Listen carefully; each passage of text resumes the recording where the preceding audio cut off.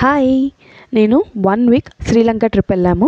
నేను, మా అమ్మ వాళ్ళు, మా చెల్లెలు వాళ్ళ ఫ్యామిలీ అందరం కలిసి 1 వీక్ అయితే ఫుల్‌గా ఎంజాయ్ చేశాము.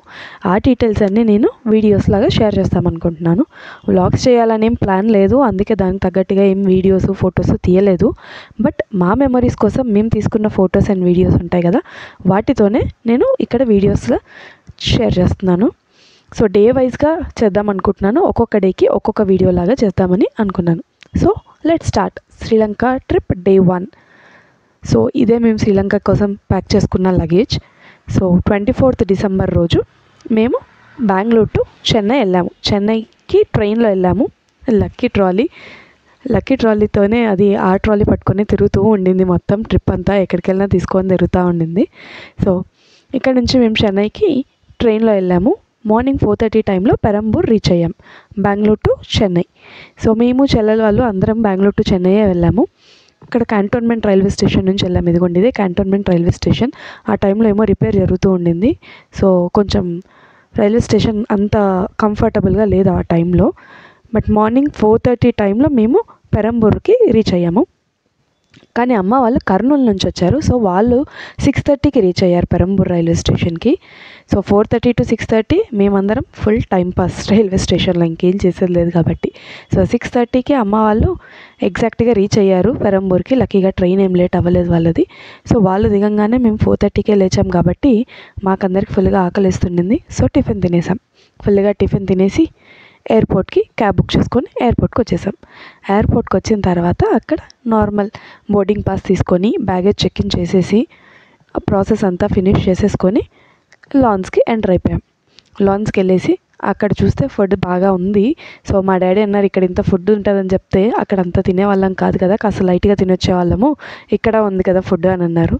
బట్ ఏం చేస్తాము, ఆల్రెడీ తినేసి వచ్చాం, అందరికీ ఫుల్గానే ఉండింది. బట్ లాంజ్లోకి వచ్చాం కాబట్టి అక్కడ ఉన్న ఐటమ్స్ అన్నీ లైట్గా అలా టేస్ట్ చేసాము. ఇక్కడ ఇదంతా లాంజ్లో తీసుకున్నంత వరకు ఫొటోస్ తీసుకున్నాం. ఇక్కడ కాఫీ మిషన్ ఉండింది అండ్ అన్ని ఐటమ్స్ అయితే పెట్టారు. ఇడ్లీ, వడ, ఆలు టిక్కీస్, ఫ్రూట్స్ అన్నీ ఉన్నాయి. ఇది వచ్చేసి లైవ్ కౌంటర్ దోశ అండ్ ఆమ్లెట్స్కి. ఇక్కడ ఫుడ్ ఉంది. ఫుడ్ అంతా వీడియో తీస్తుంటే ఎవరో వచ్చి తీయకూడదు ఫొటోస్ వీడియోస్ అన్నారు. సో ఫుడ్ వీడియో తీయడం ఆపేసి మేము తినేసేసి బయలుదేరాము. మేము తినేలోపే మా బోర్డింగ్ టైం అయింది. సో బయలుదేరాము. 10B is the gate number. ఇక్కడ కూడా దిగాం మేము ఫోటో. 10B దగ్గర మా ఫ్లైట్. అదే మా ఫ్లైట్.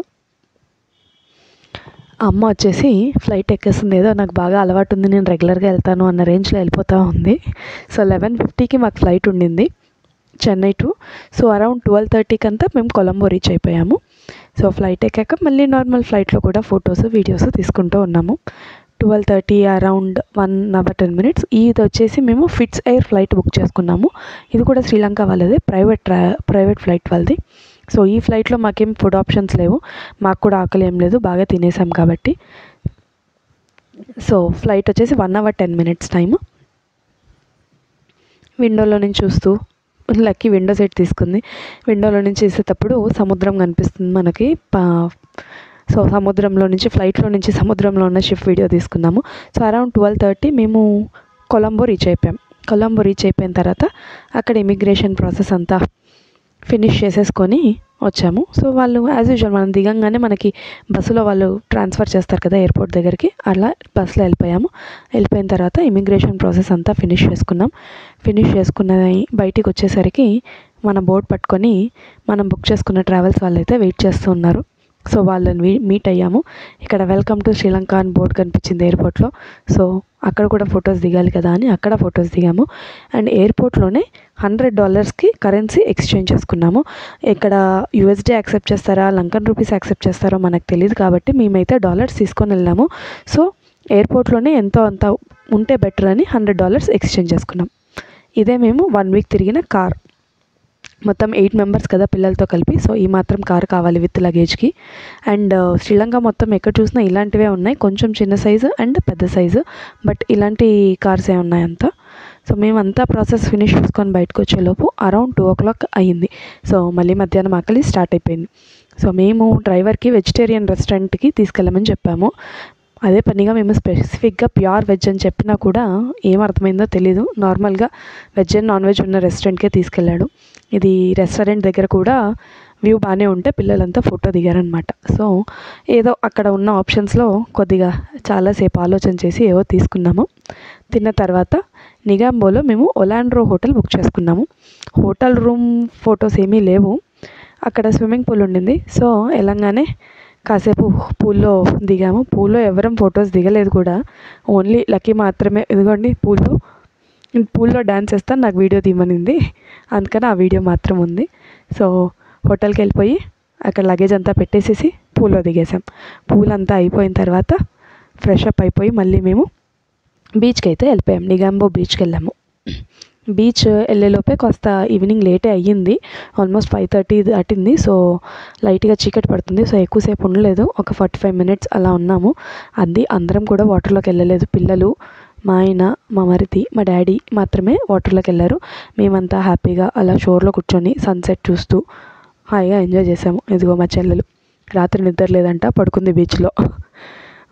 సో అలా బీచ్ ఎంజాయ్ చేసాం. ఒక 45 మినిట్స్ టు 1 అవర్ ఎంజాయ్ చేసేలోపే ఫుల్ చీకటి అయిపోయింది.